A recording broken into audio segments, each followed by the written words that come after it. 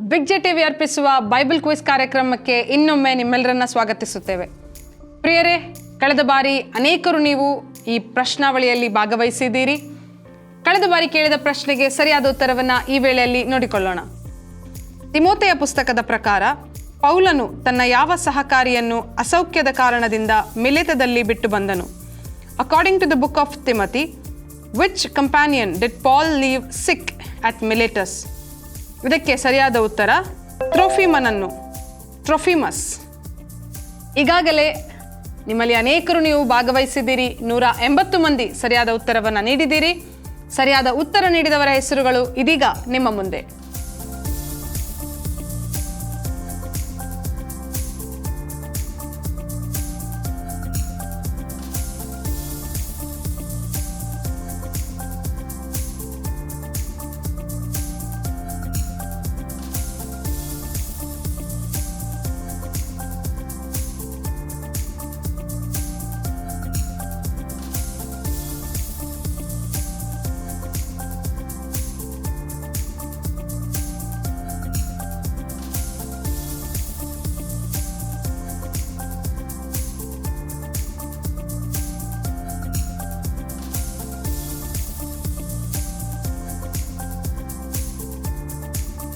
Okay, ಈ ದಿನದ ವಿಜೇತರು ಯಾರೆಂದು ನೋಡೋಣ.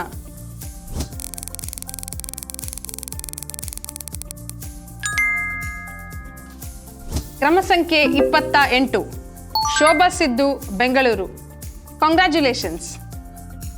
ಓಕೆ, ನೀವೆಲ್ಲರೂ ಆಸಕ್ತಿಯಿಂದ ಎದುರು ನೋಡುತ್ತಿರುವ ಈ ದಿನದ ಪ್ರಶ್ನೆ ನಿಮ್ಮ ಮುಂದೆ. ಯಾವ ಸುಳ್ಳು ಪ್ರವಾದಿಯು ಯೆರೆಮೀಯನ ಹೆಗಲ ಮೇಲಿದ್ದ ಮರದ ನೊಗವನ್ನು ಮುರಿದು ಹಾಕಿದನು? Which false prophet broke the wooden yoke of Jeremiah's neck? ಪ್ರಿಯರೇ, ನಿಮ್ಮ ಸರಿಯಾದ ಉತ್ತರವನ್ನು 8884398777 ಈ ಸಂಖ್ಯೆಗೆ ನಿಮ್ಮ ಹೆಸರು ಹಾಗೂ ವಿಳಾಸದೊಂದಿಗೆ ಕಳಿಸಿಕೊಡ್ರಿ.